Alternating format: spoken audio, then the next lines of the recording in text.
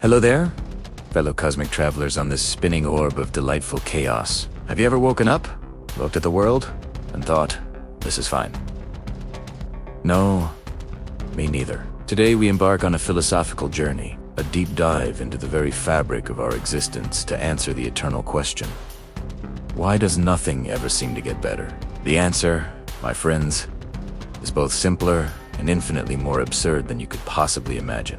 It all boils down to a fundamental universal law I have just invented, the principle of perpetual mediocrity. You see, the universe, in its infinite and slightly sadistic wisdom, has a sense of humor. A very, very dry sense of humor. It loves a good prank, and the biggest prank of all is the illusion of progress. Think about it. We invent the wheel. Brilliant. What do we do with it? We invent traffic jams. We invent the internet, a tool for global communication and boundless knowledge. What do we do with it? We argue with strangers about whether a pineapple belongs on a pizza and watch videos of cats falling off furniture. For every step forward, we take a corresponding step sideways into a puddle of bewildering nonsense. Let us examine the evidence. Take personal improvement. For example, you decide this is the year. You will finally get in shape. You buy the expensive running shoes, the breathable athletic wear, the smartwatch that will judge you for every second you spend on the couch. You go for one run. You feel amazing. You are a champion, a golden god of fitness. The next day, you cannot walk down the stairs without making noises like a rusty gate. Your body has betrayed you. It has staged a rebellion against your ambition.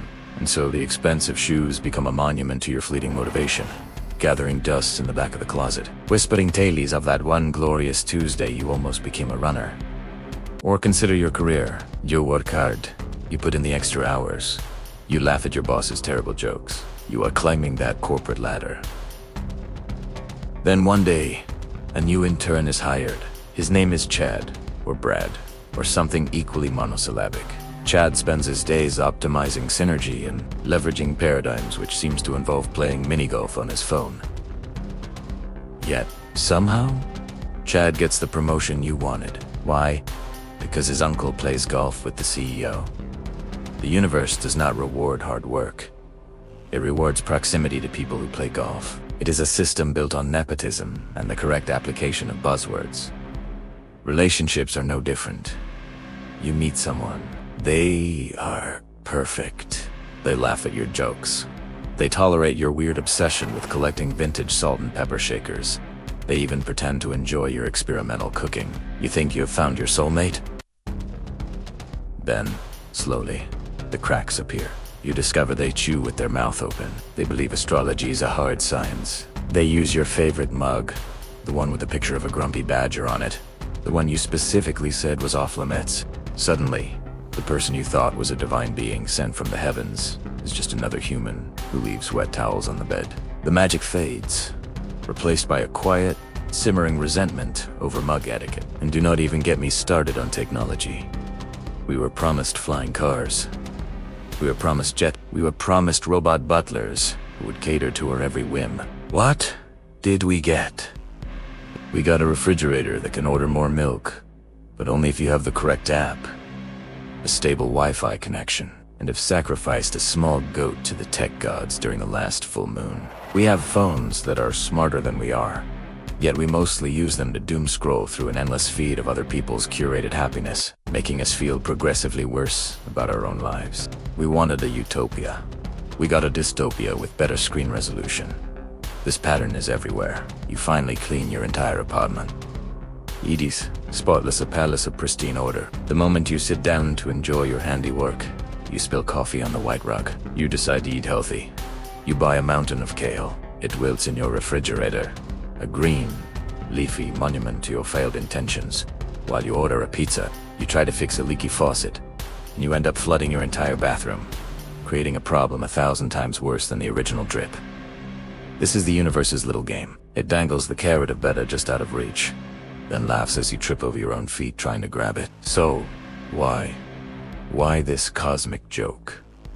I believe it is a balancing act. The universe abhors a vacuum, but it also abhors genuine, unadulterated success. If things actually got better, If we solved all our problems, what would we do? We would get bored.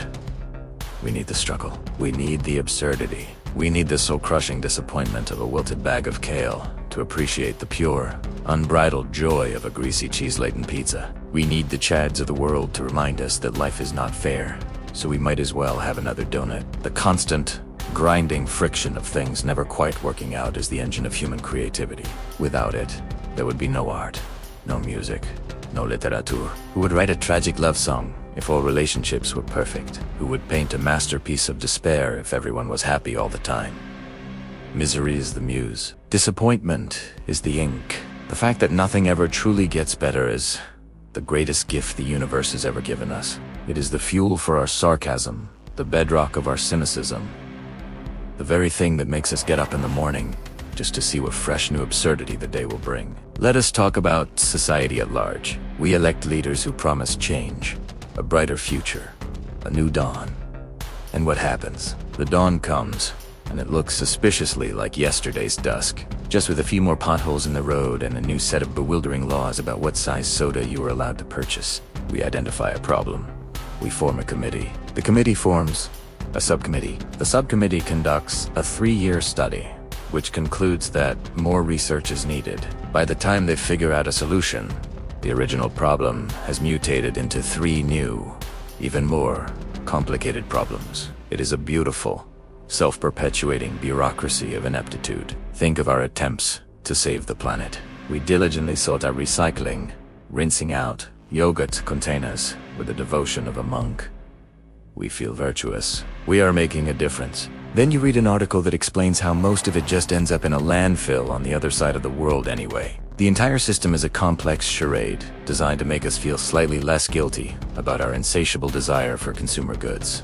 We replace plastic straws with paper ones that dissolve into a pulpy mush before you can finish your drink. A perfect metaphor for our efforts.